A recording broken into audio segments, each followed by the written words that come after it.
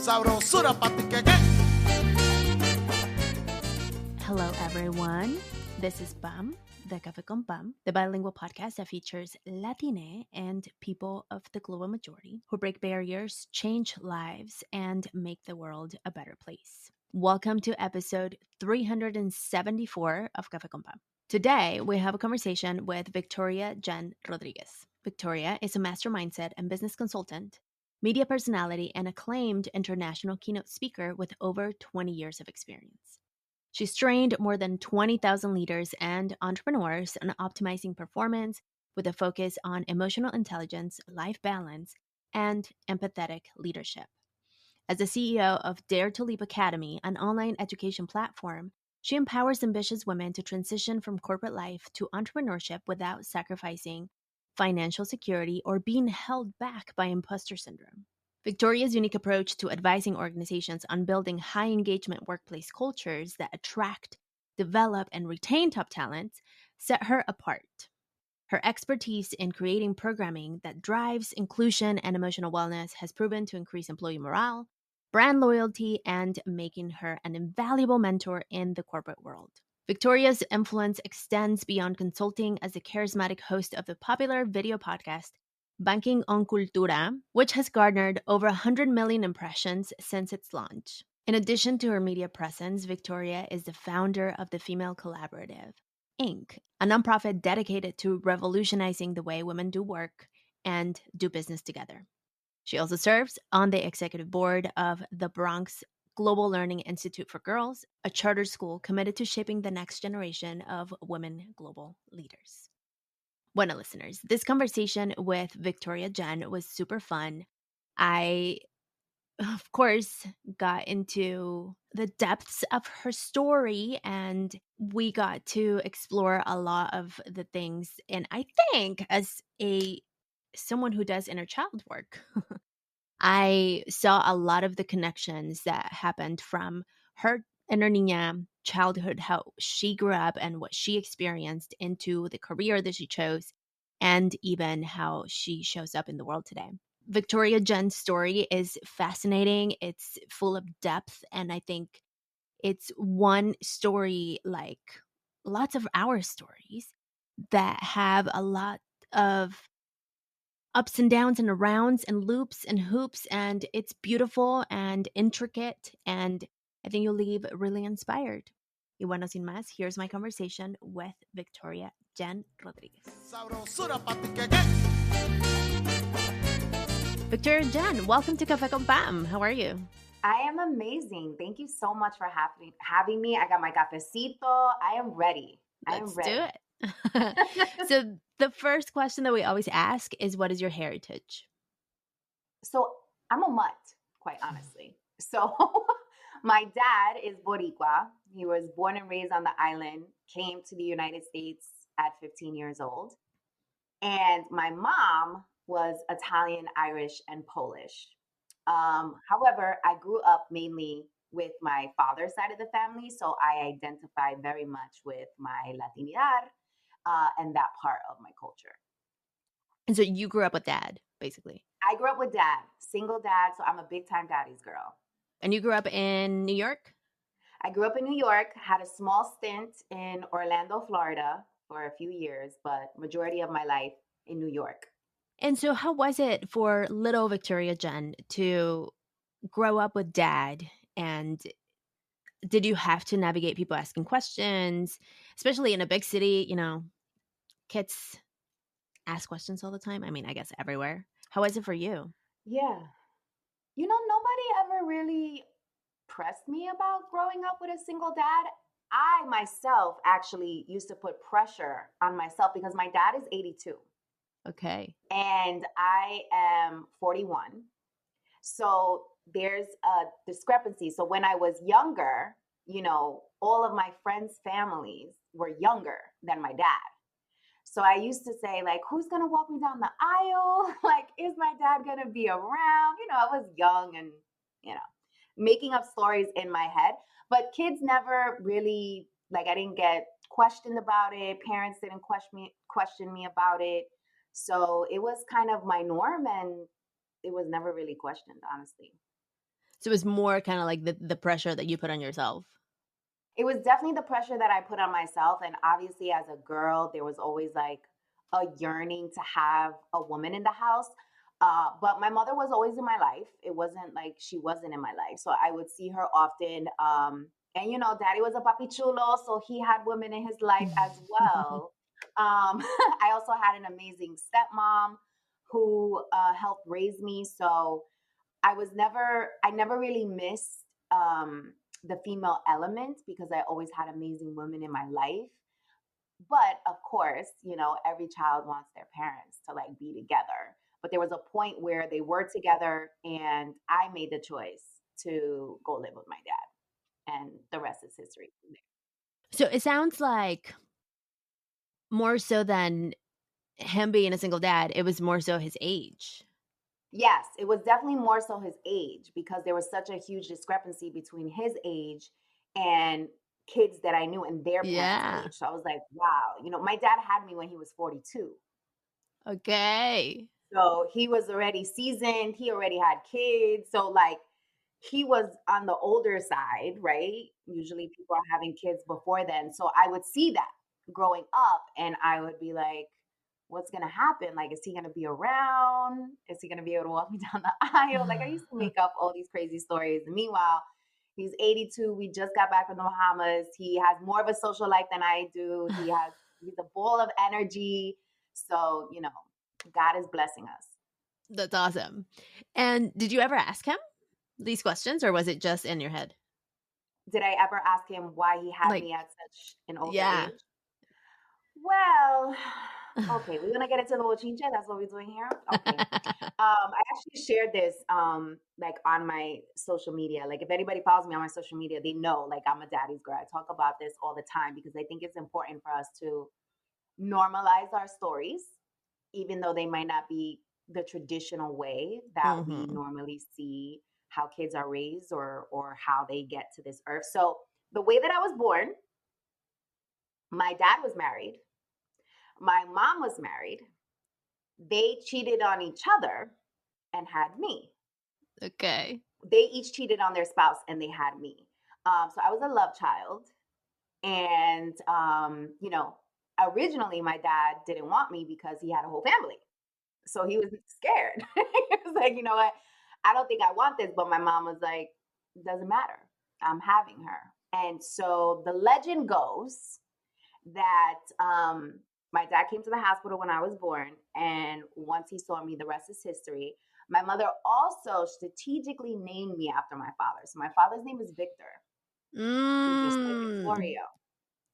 So that also, I think, created an additional bond and also was like my mother's way of being like, no, she's yours. She's yours, yeah. And,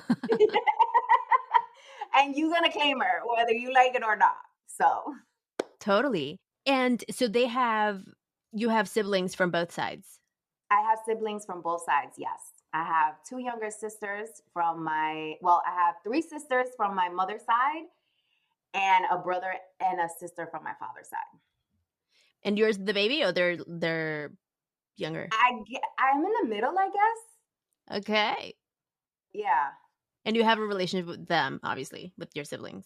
Yes, I do. Mm-hmm. And I love inquiring about non-traditional family dynamics because it's something that often happens everywhere, frankly. It's not, Right. we just know, quote, traditional family dynamics because that's what we see painted on TV. And so I think to your point of normalizing your story, it's important to talk about it and say, I have siblings on one side, I have siblings on the other side, and we like talk and it's totally fine. Like yesterday, I had a conversation with someone who is she grew up in the foster care system. And so she's like, I have like 14 siblings.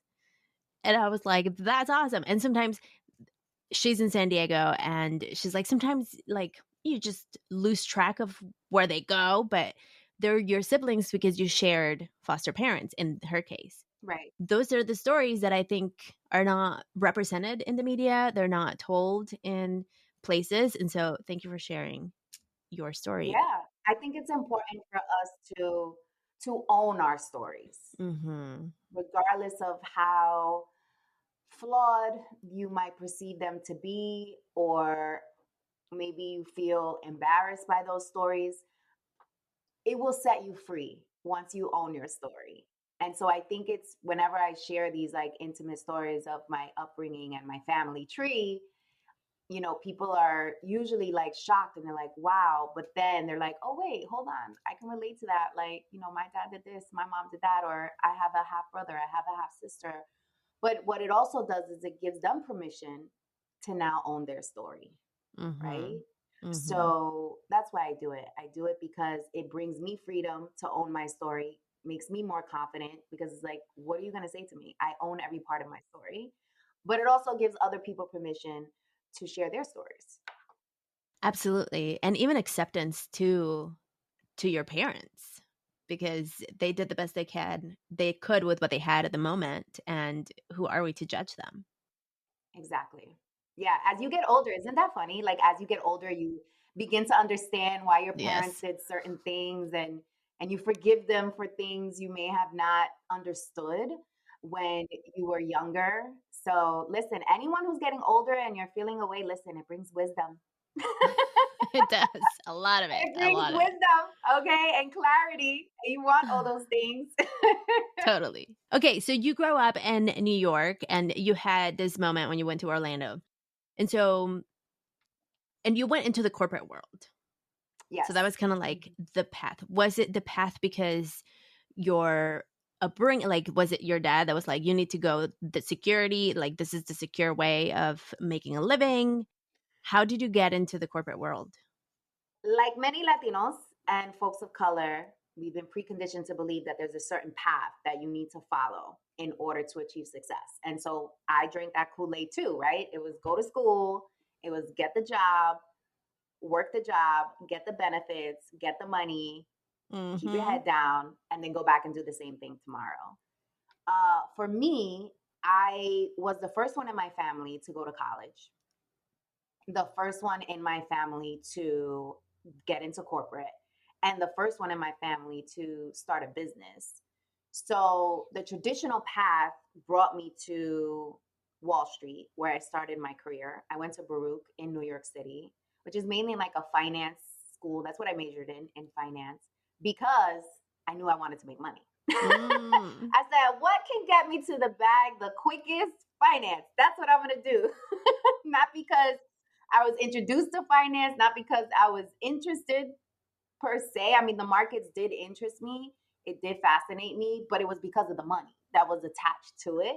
Okay. Um, so my dad worked his butt off. He would wake up at like 4 a.m. every single day, open up a restaurant in a financial district, ironically, on Wall Street. And I used to go with him as a little girl every morning. He used to wake me up, and I used to hate it. He used to wake me up so early, doing my hair, and like literally chug me along to this restaurant. I used to sleep in the booths when I was a little girl, but it was right in the heart of the financial district in New York City, which, thinking back on it now, I think of like the foreshadowing. Like I literally was a little girl going to the Wall Street district, basically by the stock exchange, by the Yes. Bull in New York City. So it was like almost like crazy and serendipitous that I ended up doing finance when I went to school. But yeah, daddy bust his bum to get me, where I am today. So went to school. Then once I was exposed to school, I was like, okay, this is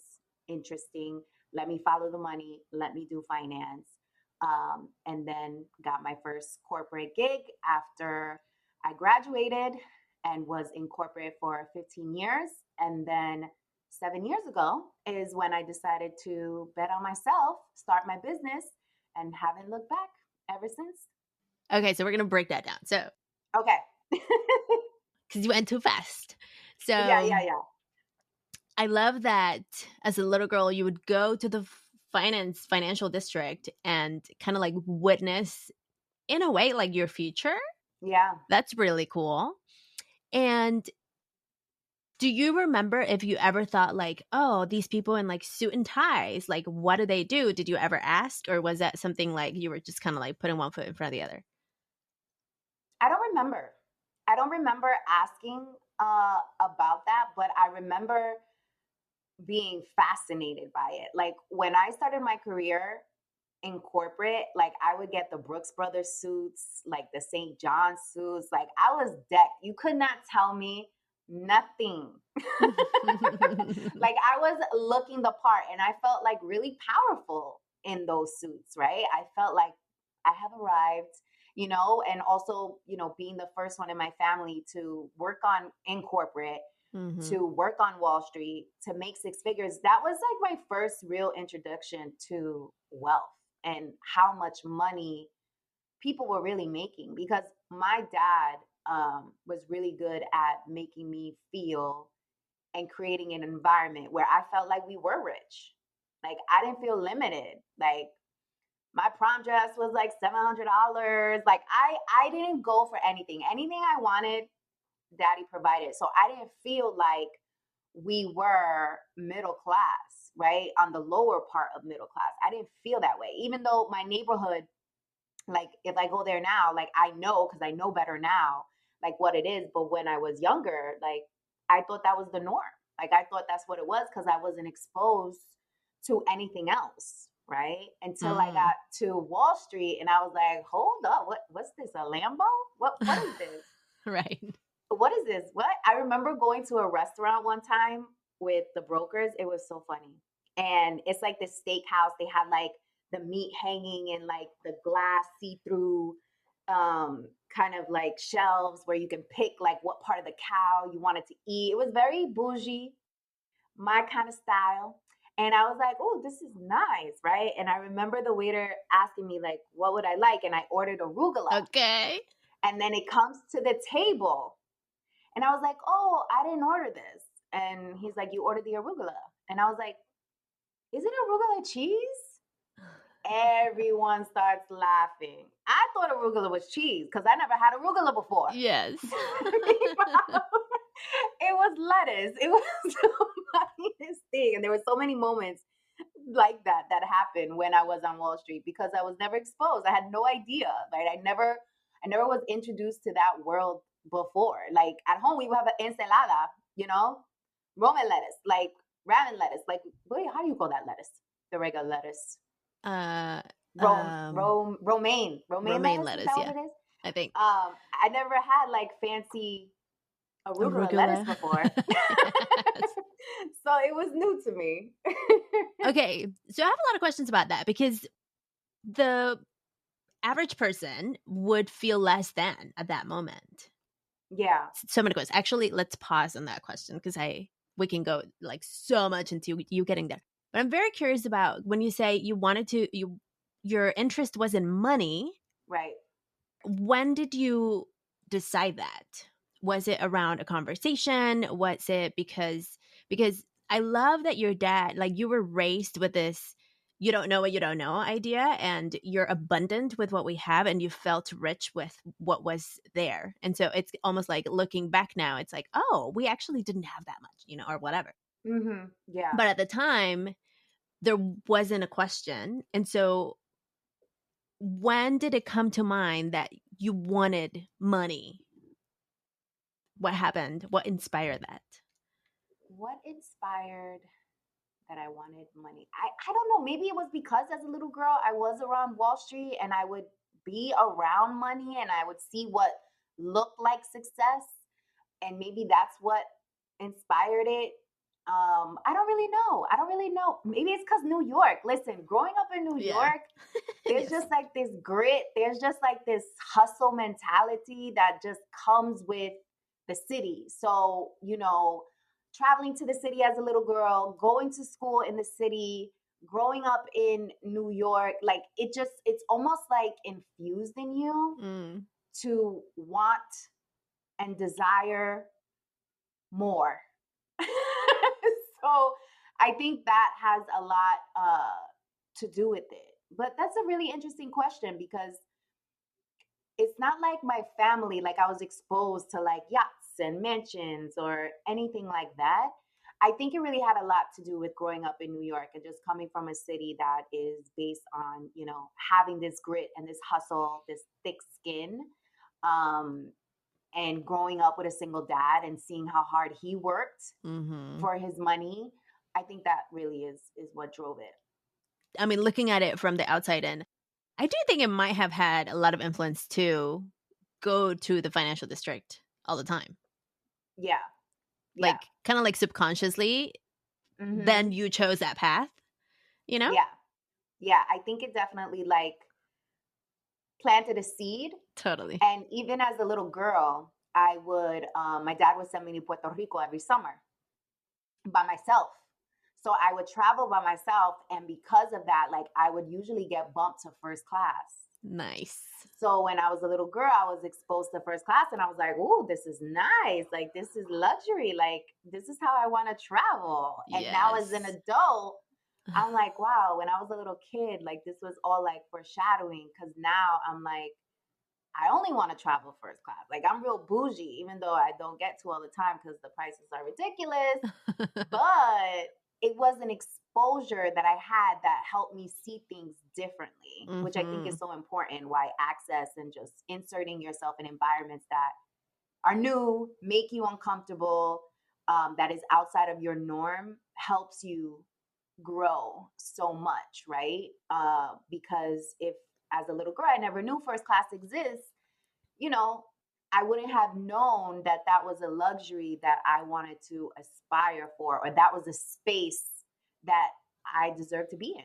Totally. And now you have evidence of what that is, which lets you look for that more. Correct. Okay, so now let's talk about you make it to finance.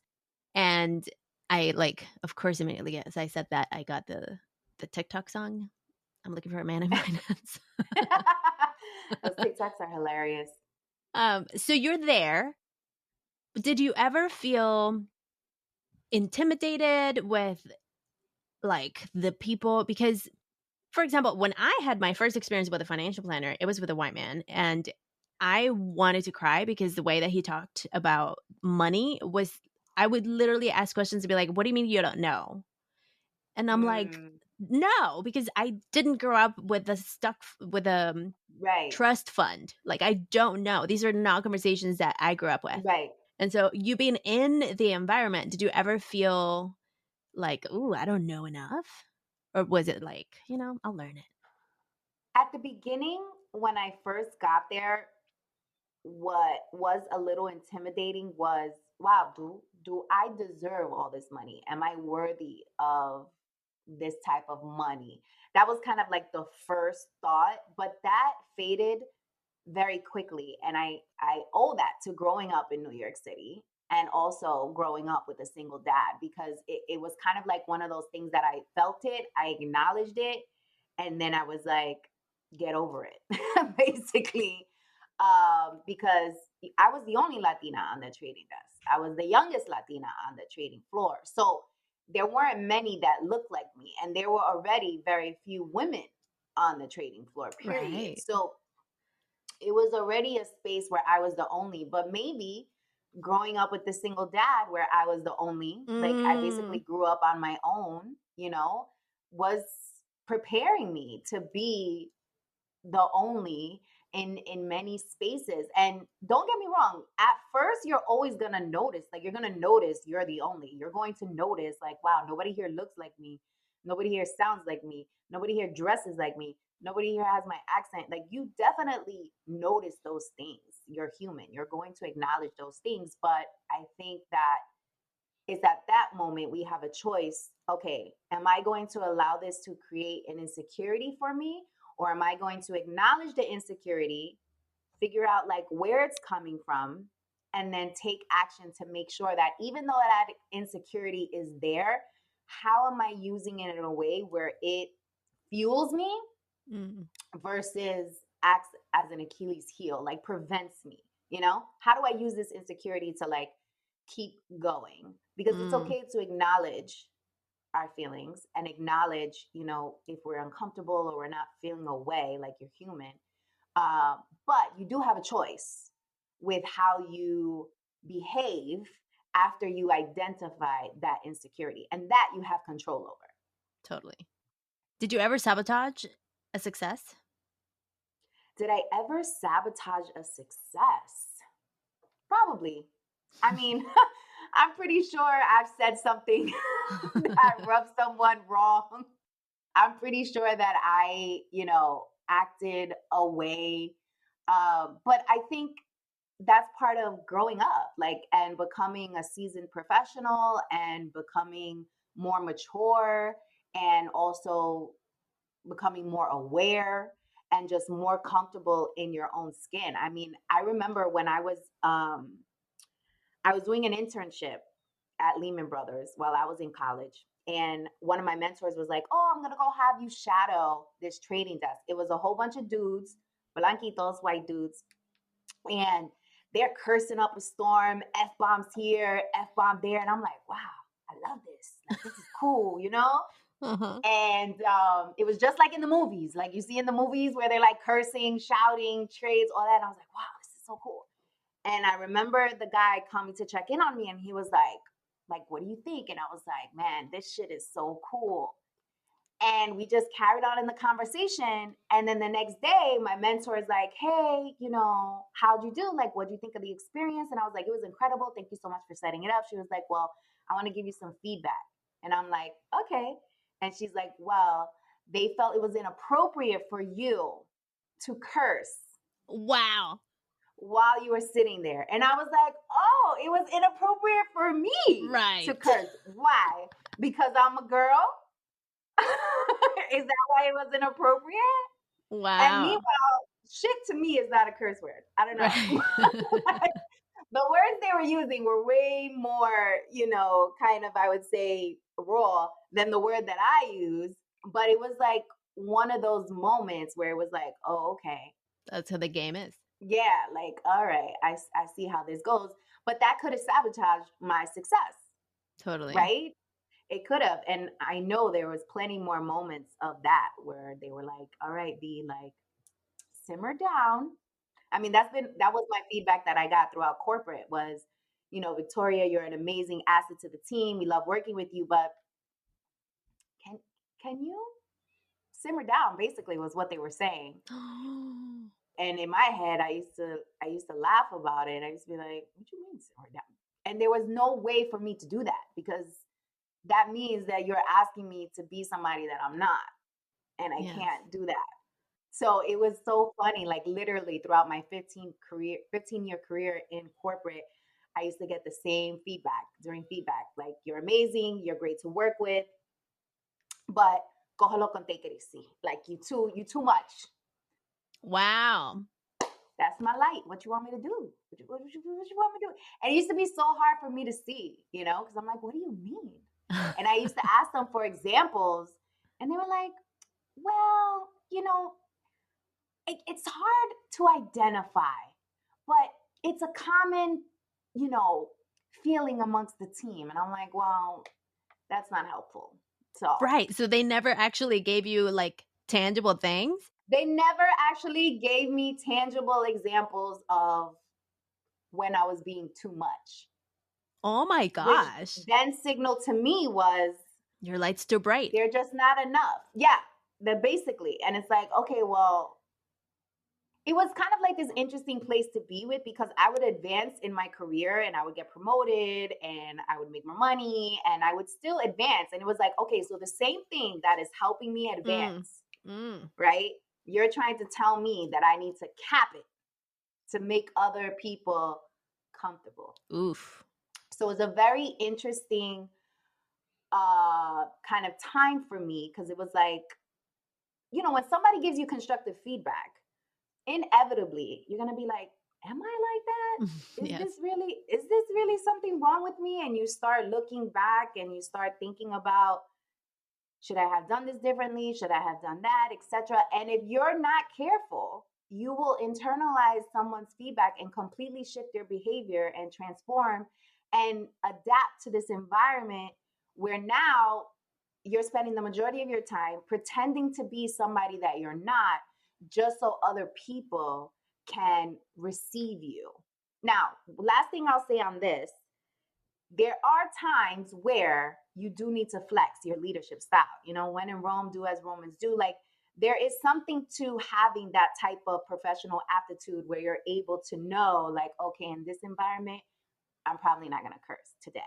Right. There's something to that. And I'm not saying that you should ignore that. Like, that is a leadership trait for you to be able to identify that and know how to flex your style.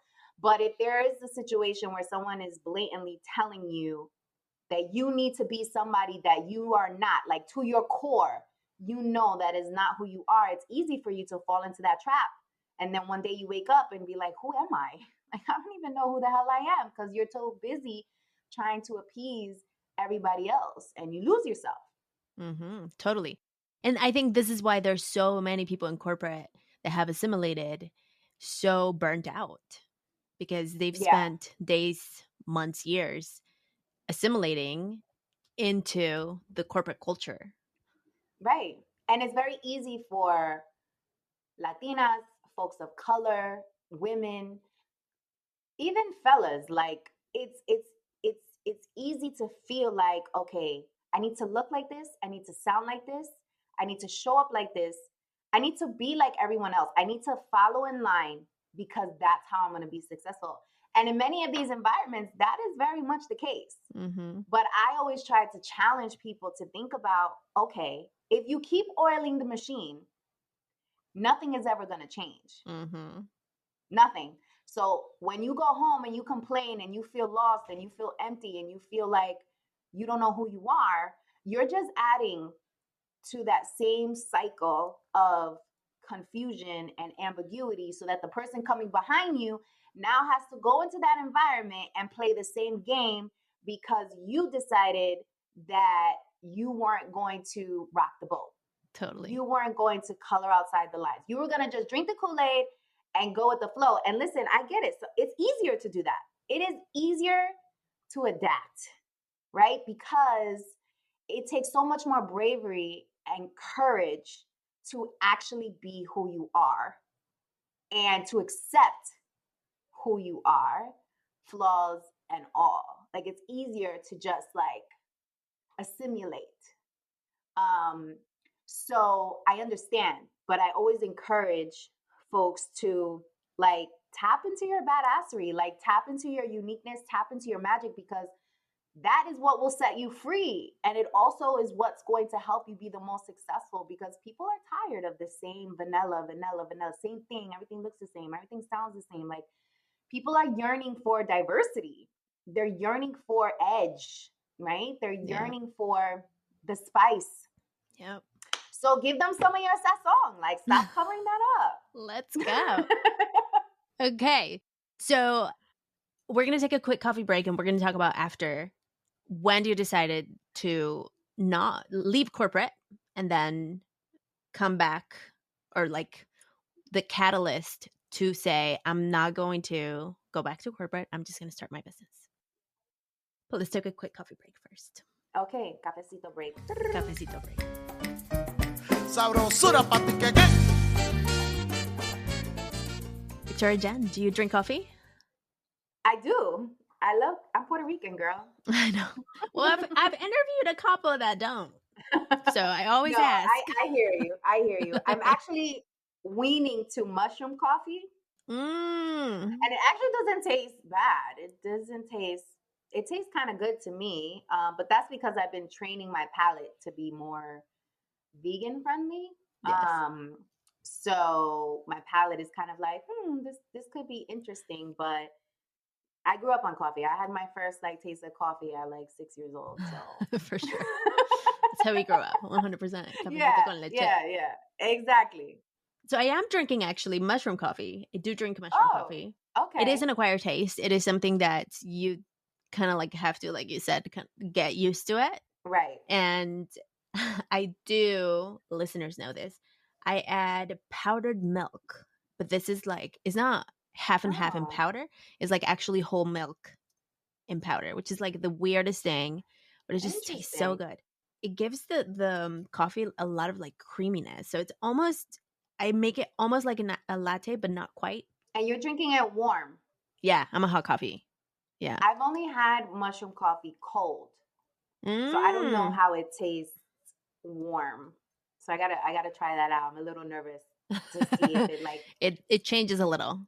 It yeah, does. I It could does. imagine, but that Yeah. powdered is interesting. Okay. Yeah. How do you drink your coffee? Well, when I'm not on my healthy vibe, I drink my coffee light and sweet, just like me. Hmm. But when I am on my healthy vibe, I'm changing out regular coffee for like oat milk or almond milk and regular sugar for like agave, or I'll throw in a Splendor in there Nice. with some cinnamon. Always got to have cinnamon in my coffee. I love cinnamon in my coffee. Um, and yeah, that usually does it for me. I love cappuccinos. Cappuccinos are a vibe for me. So you do both iced or hot? Yeah, I do iced and hot coffee. Okay. Yeah. Nice. Awesome. In the winter, I'm more warm, but in the summer, I'm more iced because Nice. For sure. Yeah. For sure. Awesome. Well, let's go back to the show. All right, let's do it. Sabrosura pa' tu que. Okay, so you are in this corporate world. What happens that do you get laid off? Is that what happened? Yes. So I actually got laid off twice in my corporate career. The first time I got laid off, I was like shocked. I was like, what do you mean you're laying me off? Like, what is, and it was like, so this is why corporate is so interesting. Like, they lay you off, they pull you into an office and they're like, we're laying you off. And then you got to like pack up your stuff and be out of the building within 30 minutes. Like, Yeah. it's insane. It is wild. And I was like, oh, okay, I'm laid off. But that was my first introduction to severance pay. I didn't even know what that was.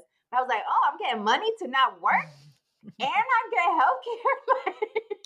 I was Why like, not? this is cool. Yes. And the first time I got laid off, I also broke up with my boyfriend at the time, who I was with for like 3.5 years. So I was like, oh my God, I was like heartbroken. I got laid off. And I remember my girlfriend was living in Hong Kong at the time. Okay. And within 5 days, I hired a travel company and I was like, girl, I need to go across the globe. I need out. I'm going to Hong Kong. So I went to Hong Kong by myself and she would work throughout the day. Luckily, she let me stay at her place and I would just like go to the temples and I would just roam and I would just like find myself in this scene. And then I come back. And I was still living in New York at the time. I come back and I remember having a conversation with one of my best friends, and I'm like, I'm crying because I'm like, yo, am I going to find another job? Like, what's happening? Like, I'm not being able to close. And then I got this opportunity for a job in New Jersey. And I was like, New Jersey? Every New Yorker is like, Yes. New Jersey. Like, Yes. you know, we don't want to go to New Jersey. Yes. And I went on an interview. And they kind of gave me an offer I couldn't refuse. They were paying for my move. They were paying me 6 figures. And I was like, New Jersey's not that bad. yeah, I'm out to Jersey. So that's how I got to Jersey. And then the last job that I had here in New Jersey, I was heading up talent management for Johnson & Johnson. And they laid me off. They wanted to relocate me to Tampa. And I'm definitely more of a Miami girl. No shade to Tampa, but I was like, I'm not going to Tampa. And at the time, I got along with corporate. Like, I was making 6 figures. I had my benefits. I was traveling, staying at 5-star hotels. Like, I was living la vida. I was good. Mm-hmm. Mm-hmm. And I would go on these interviews and I would make it to final round and I wasn't closing. And I was like, what's happening? Like, I'm a closer. Like, what's happening? And so I took it as a sign from God to be like, you know what, V, you got some savings. Why don't you try to do something here with it? And then in worst case scenario, you can always go back. You know, you've been in corporate 15 years. You got a network. Like, you'll be able to find a job. So I decided to do interview training and resume reviews because when I was in corporate, I was doing talent management. So I would interview people all the time. I would recruit. So I was like, all right, let me do this. So I started making money doing resume reviews, coaching people on interviews. Until one day I went to this conference in Napa, California. It was like a Latino-led conference, very bourgeoisie. It was invite only. And I ended up meeting this gentleman and he was talking to me about his business. I was telling him, hey, I just started this. And he was like, oh, well, I made 6 figures in like 3 months by working on this one project. And I was like, what? I was like, what do you mean you made 6 figures working 3 months? And he broke down the whole consulting industry to me over Latino owned wine while we were in the middle of Napa. And Nice. he put me on. He put me on to like how to basically be a consultant. And at that point, I decided, okay, I'm no longer doing resume reviews and interview training. Mm-hmm. I'm going after the corporate bag. And that was my first introduction to doing consulting in corporate. So essentially making my employers my clients. Your clients, totally. And so how does Dare to Leap Academy come about? So the Dare to Leap Academy came about because, you know, people online were seeing that I made this transition, right? I left corporate, made the transition to entrepreneurship. I'm making money. Like I figured out the code and I started getting a lot of questions of like, hey, how the hell did you do this? Like, how are you making money? How do you start your business? How do you know where to start? And so I decided to create a curriculum literally with a framework of every step that I took to make the successful transition from corporate to entrepreneurship. And so now the Academy is an online platform that shows women who are in corporate how to make the transition without losing their financial security. So essentially what that means is I'm showing you how to start your business while you're still working so that when you leave, you never have to go back because you've already built your foundation. And I show you how to make your employer your first business sponsor. And I think a key differentiator for us and what I really like to teach women is the significance of B2B business, right? B2B business, doing business with other businesses, going after corporate and government contracts, because only 4% of women in business hit $1 million in revenue. And of that 4%, 54% of them are able to hit $1 million because they go after corporate and government contracts. So it's a way for you to accelerate your income, accelerate your learning curve, accelerate your brand in the marketplace. And once you have that education, you can still do direct to consumer. But if you know, like, oh, I can get this like corporate bag because they pay more and, you know, the money comes faster on the corporate side, many times more over than on the consumer side. So now that you know that, you can have a B2B model where you're getting your corporate bag, and you can also have a consumer model. And that literally is my model, right? The Dare to Leap Academy is your consumer, yeah. Right. But like my consultancy, my advisory, my speaking engagements, that's all corporate money.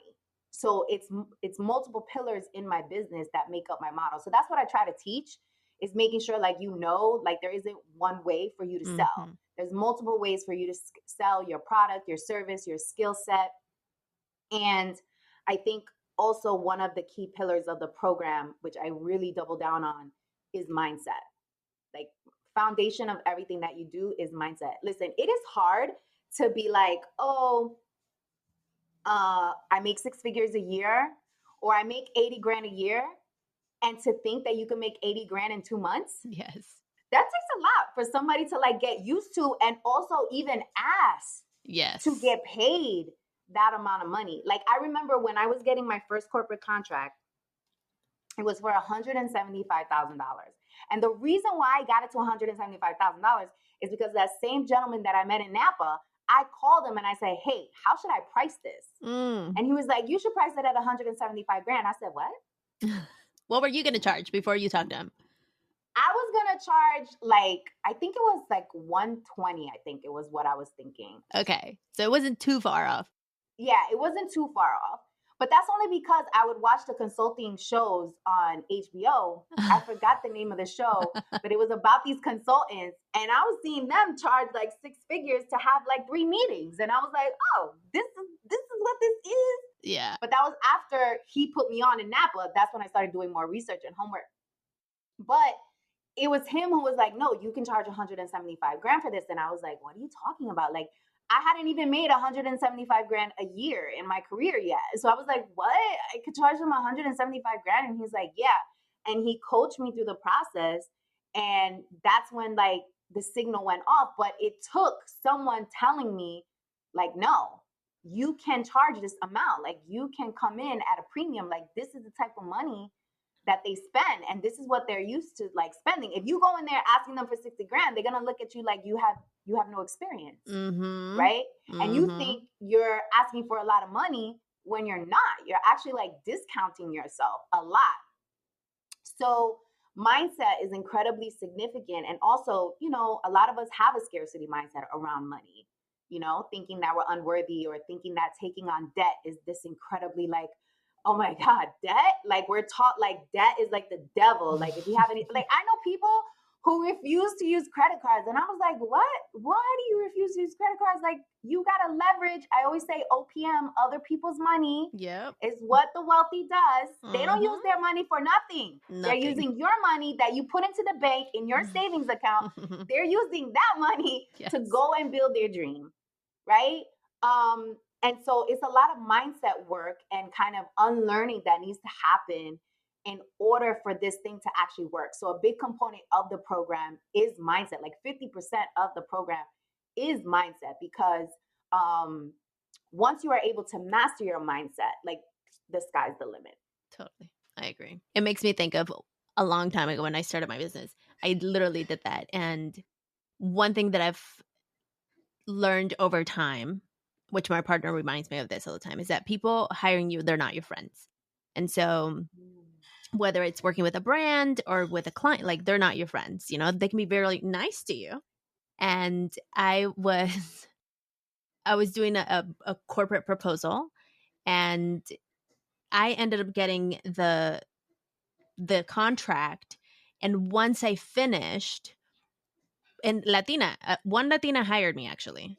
But one thing I've learned over time is that they work for the company, they're not my friend. Right. And so at the end of the contract, once I had finished all the work, she was like, okay, Pam, I'm going to tell you now, you charge way too little.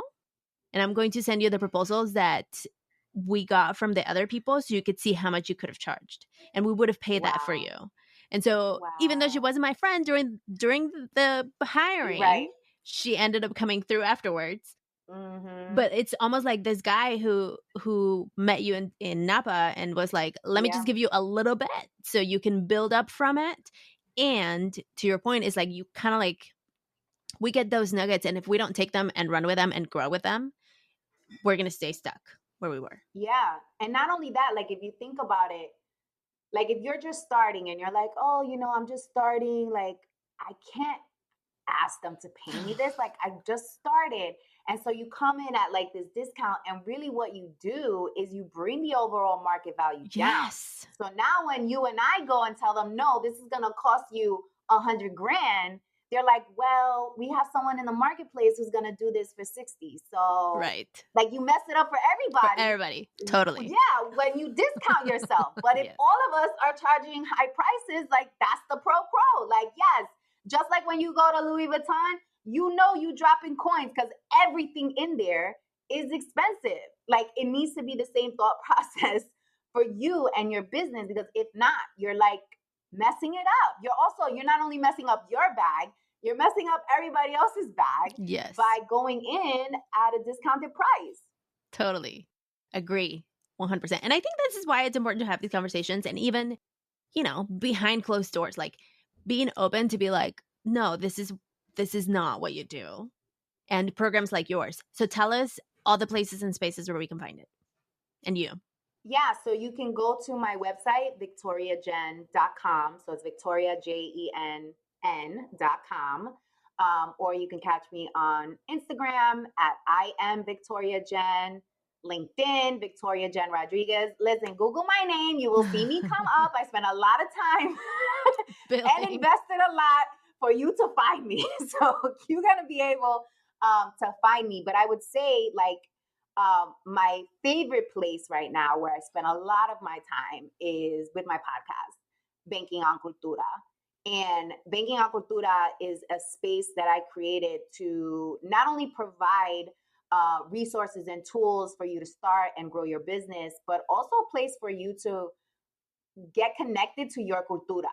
and really connect with your heritage and your upbringing and really understand the significance of using your culture as a competitive advantage versus an Achilles heel. And the only way to do that is to get educated on your culture and understand like how magical and powerful you are, and like literally your lineage and your ancestors, how you are so powerful, right? And why you deserve to be in the spaces that you are in, and why you deserve to bring sazon to the office every day if that's how you feel. So it's a place where I spend a lot of time. We're about to come on our 1 year anniversary, Yay. September, this Hispanic Heritage Month. So I'm really excited about it. But that's a great place to catch me every week. Begging on Cultura. We're on every audio platform. We're on the YouTube streets. We everywhere. So you can catch me there a lot as well. Awesome. What's next for you? What's next? So really my main focus right now is getting the podcast to be one of the top podcasts in business. So really spending, as I said, a lot of energy and time in making sure that we are positioned for that and we're on our way. And really doubling down on enrolling more women in the Dare to Leap Academy. My goal is to have 1,000 women in that program, have 1,000 women making money, securing the big bag, making that happen. And every year I host a women's event in New York City. So that's happening this November 15th and 16th, 2024. It's our annual Secure the Big Bag and Wellness Summit. So it'll be a combination of the latest business strategy to help you prepare going into 2025, and also how to make sure that you're prioritizing your well-being, because we're usually like sacrificing one or the other. And so it's important for us to like work in a hybrid. And that's really what my brand promotes. Like, don't lose yourself as you are finding yourself, essentially. Yes. So that's happening, and just continuing to ask God to use me as a vessel and continue to guide me and continue to keep my family healthy and me healthy, and just, making sure that I take the timeouts as I'm on this path of creating magic and transforming lives, and just prioritizing my happy and my joy. That's what's on the horizon. I support that. I support that. So last few questions. Do you have a remedio? Swallow honey and lemon when you got a sore throat. Okay. Or hop on a flight and take yourself away from it all. That's always a good remedy. But just remember, like, even though you hop on that flight, the problem's still going to be there when you get back. So just make sure you address what you need to address when you do hop on that flight, so you don't come back and it was a waste. Totally. Do you have a quote or mantra that you live by, even if it's right now?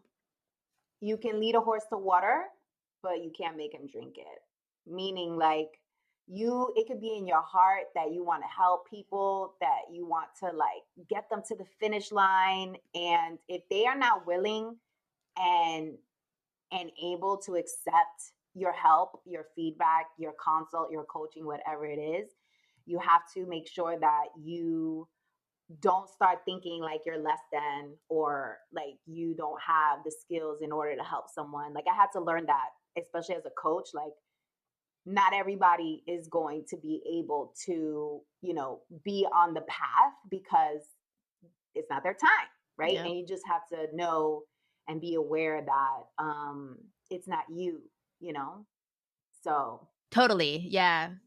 We can't get attached to the outcome or fall in love with the potential. Right. Exactly. For sure. That's a lot of good dating advice too. 100%. Don't fall in love with the potential, okay? Yep. I'm sure we all have stories about that. Right. Okay. And the last question that I ask, well, two more. Do you have a productivity tip, trick, or tool that you want to share? A productivity tip or tool. I have really gotten good at time blocking. So I literally block everything on my calendar for what needs to happen. And if it's not on my calendar, more than likely it's not happening. But if it is on my calendar, like committing to it. So if I time block, okay, from 10 a.m. to 12, I'm working on this presentation. That's what I'm doing from 10 a.m. to 12. I'm not on social media. I'm not getting distracted. Like, this is what I'm doing. And really training myself to commit to like the time blocks that I put. And that has really increased my productivity. Nice. And the last question, how are you taking a restorative pause today? Flying out is one of the ways that I take a restorative pause. But like, if you don't have that, because I understand that that's like a privilege to be able to fly out, I would say simple things like going for a walk, like turning off your phone for the day, like journaling, like binging out on your favorite reality TV show. Mm. Like, I think there's a lot of simple things that we can do to kind of like restore and fill our cup. You just have to find like what is it that works for you, and then once you identify it, like do it as sure. often as possible. Like, don't procrastinate, don't avoid it, don't keep pushing it off. Like, make sure it's a part of your time blocks. Like, literally put restoration hour. This is what I'm gonna do. Add it to the toolbox and the calendar. Right. Exactly. Love that. Well, Victoria Jenn, thank you so much for coming to Café con Pam. This was awesome. Thank you for having me. This is such a cool setup. It definitely felt like I was just having cafecito in the sala. So thank you. Sabrosura pa' ti que. Bueno, that was my conversation with Victoria Jenn. I hope you enjoyed it. I hope you are inspired. Definitely check out her work. I really enjoy people who take their experience and say, you know what, I found a nugget, I found a shortcut. Let me show you how it's done so you don't have to go the hard way. And it's really powerful that we have now lots of representation, which is really cool. And we're not being the firsts anymore many times. And so we have mentors and teachers to guide us, and that can give us those shortcuts and the blueprints to making things happen for us. So that was awesome. Screenshot and tag us on the socials at Cafe Con Pan Podcast on Instagram and Facebook and whatever other social platform. Probably we're there. Would love a review if you drop some stars, if you leave some notes, thoughts of how the podcast impacted you. Please do leave that information. It's really useful for the algorithms. We even have a podcast algorithm in those platforms that share podcasts. And so I so appreciate it when you leave your reviews. I check every day for new ones, and it's really amazing when I see new stars coming in and new thoughts also come in. Thank you so much for taking the time. Creating a podcast is not easy, and I do this at no cost to you. And so if you want to give back in some way, leaving some stars is really helpful. Even if you're new here, welcome to Cafe con Pam. If you're watching on YouTube, make sure to subscribe and ring the bell so you're the first to know when a new episode comes out.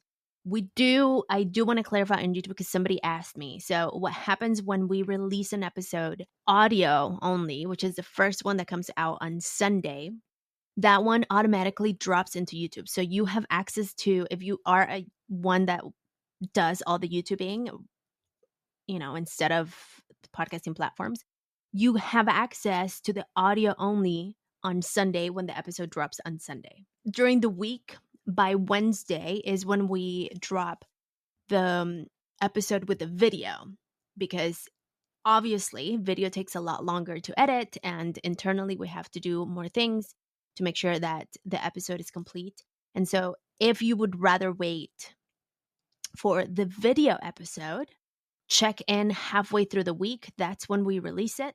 If you are one that can't wait for a new episode, we release them on Sundays. And this is typically, we have lots of people who listen to Café con Pam on during their Sunday cafecito or like their Sunday cleanup day.